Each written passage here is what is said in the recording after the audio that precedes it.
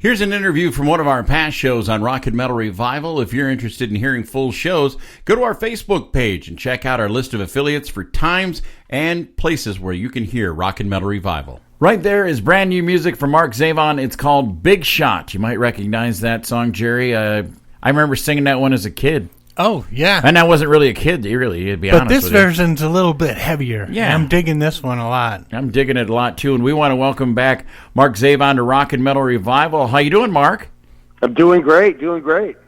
Hey, it's been a while since you've been on the show. I think the last time you were on this show was for the Kill Devil Hill release, and we were playing Strange. So it's great hearing music from you again. What's been going on?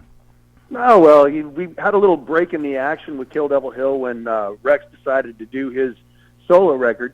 And as much as I tried to convince him to stay and kind of do both bands, he eventually just started to focus on his solo stuff. And I wound up having nothing to do with my time for a little while, so I wound up doing a solo record, and here we are, essentially. So had you fronted a band before? No, I never have. And so I was kind of teaching myself how to sing lead vocals and recording everything myself and trying to figure out whether it sounded good or not. It was a lot of fun, though. I mean, and looking back, I learned so much because I've always sang on, like, demos and stuff because I write songs, and so I'd have to at least put down a sketch track before I had, like, Dewey come over or somebody to sing on the stuff. Yeah. But then when I finally got in there and had to do the final vocal myself, it was just another animal altogether. So, I learned a lot from that. And then when I wrote the songs that are on the solo record, I didn't ever intend to play and sing them at the same time. Yeah. So once I learned how to sing them, I had to learn how to play the song and sing it at the same time. So that was a whole other thing, too. Oh, yeah, definitely. But yeah, it's a blast now. Now I really enjoy it. I've done a few shows around here, L.A. here, and it's a lot of fun. Well, Mark, how long have you been working on these songs? I mean, it's been a while since we heard a new Kill Devil Hill release. Were these songs originally written for a Kill Devil Hill album? Two of them were, yeah. Brick by Brick and Whiskey Tango were both originally going to be Kill Devil Hill songs, but they never made the cut. And for whatever reason, I always thought they were really good, but for whatever reason, everybody else gravitated toward whatever other songs. And so I had them laying around, and I was like, well, I'll just finish them myself. And so I did. But some of the other songs were written for other bands that I've been in. Some of them were fresh. There were like 3 fresh ones. And like the Big Shot cover, I'd had that for years. I recorded that with another band called 40 Cycle Hum. I was in with my buddy Francis Ruiz, who's playing drums for Buck Cherry now. Okay. So yeah, we did that version years ago, and it was just sitting sort of on the back burner. And so I took it over to my buddy Brian Tishy and breathed a little life into it, and there you have it. Well, I had heard that you played everything on the album but the drums, and Brian kind of helped you out with that instrument. Yeah, that's right. Yeah, I played everything except for there's a bass track on South of the Border that was done by my buddy Mike Duda, who plays with Wasp. Yeah, he's a great bass player. The guy's amazing and a super cool guy. But otherwise, yeah, I did everything myself, and it's kind of a double-edged sword. I mean, you get to have all of the control over everything, but then the problem is you have control over everything because there's nobody to tell you whether something's good or bad, and when you lose your objectivity, there's nobody to bounce anything off of. So it's, it can be kind of a situation where you can record the life right out of a song, by re-recording parts and, trying to get it perfect when the spirit of it was good to start with. So we got to be careful of that sort of thing. I totally get that now. There's a lot of instruments on that original version of Big Shot. There's horns and pianos and other keyboards and stuff. And right. Exactly. How'd you guys? Some of that. Yeah. How'd you decide? All right. Well, I'm gonna do this. I'll do this part and that part, and we won't worry about this part. Right. Well, yeah. It's tough because when you're doing it. When I first did it in the other band, it was going to be basically just a stripped-down version. So you can't leave giant parts of the song out that are important, integral parts of the song. So, exactly. You try and cop okay, there's this horn melody, there's this part, this is what your ear wants to hear in this section. That's the signature of that section of the song. So you just kind of adapt it for guitar and put it in there.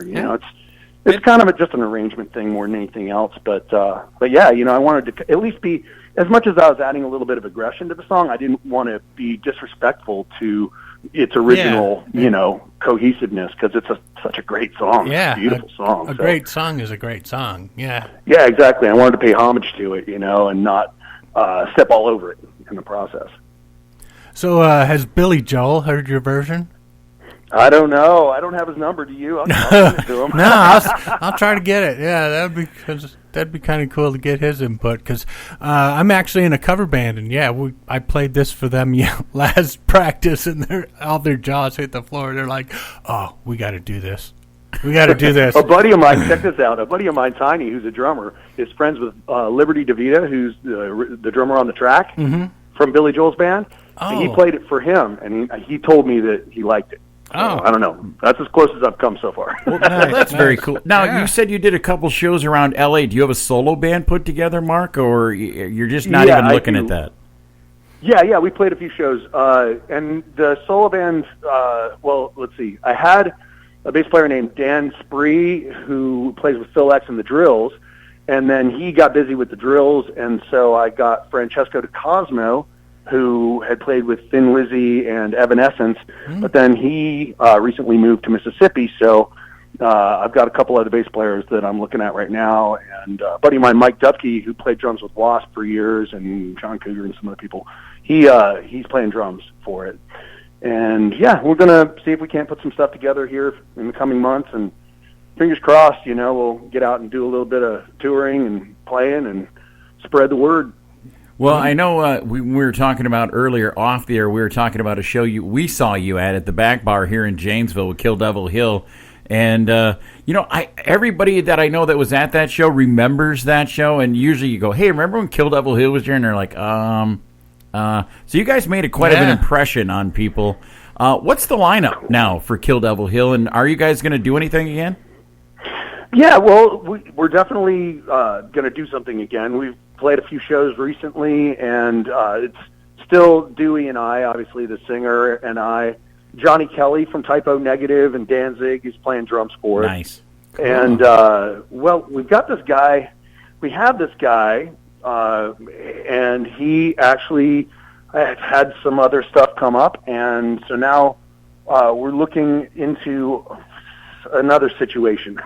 So we're going to find out exactly what's happening with the bass chair coming up here in the next couple of weeks. But yeah, there's been a little bit of upheaval, I think I mentioned earlier. Mm-hmm. But long story short, we've got a record written. Dewey and I have written about 17 songs, and they're demoed and ready to go. So, and we've gotten really close to a deal with a couple labels, but unfortunately it just wasn't the right fit for us. So as soon as we get that, then we're going to get in and start recording. I mean, we're pretty much ready to go right now.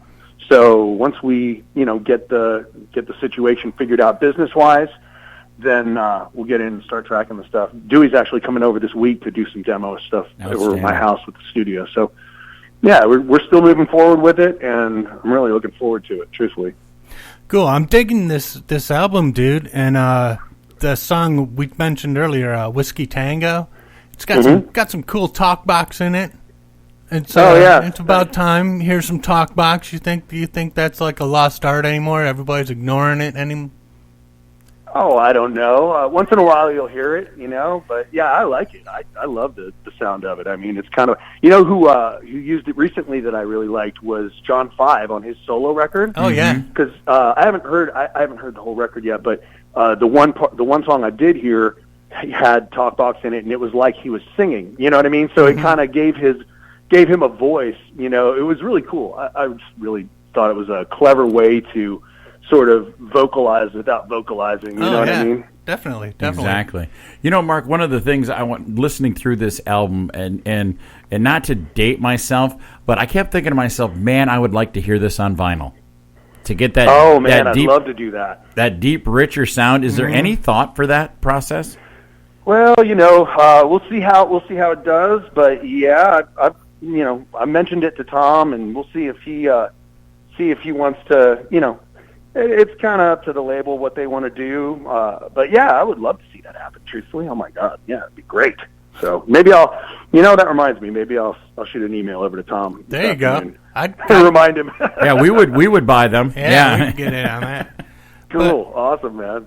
So you got any other cool covers of Billy Joel songs stashed away somewhere, like a metal piano man or something you sitting on?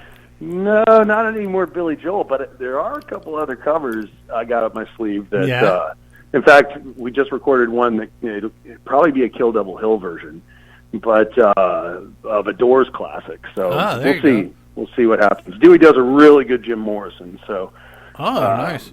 Yeah, hopefully that'll see the light of day. We'll see what happens with that. But that's one of the things we've been working on. We got, like I said, a bunch of stuff sitting in a pile over here. So as soon as we get a home for it, we're going to put it out. And I can't wait for everybody to hear it because it's really good stuff. We can't wait to hear it either. And you know what? We're going to give you the opportunity. We got the whole album sitting here. Mark, what song would you like us to feature here going out of the interview? How about Back in the Day? All right. Can you tell us a little bit about that tune? Yeah, it's a song I wrote for that band that Francis and I were in together. And it's just a song about good times and days gone by, something we can all relate to. Amen to that. Nice. Well, Mark-Zavon, you are always welcome here at Rock and Metal Revival, and we wish you luck and hope to see you on the road real soon. Awesome. Thank you so much, you guys.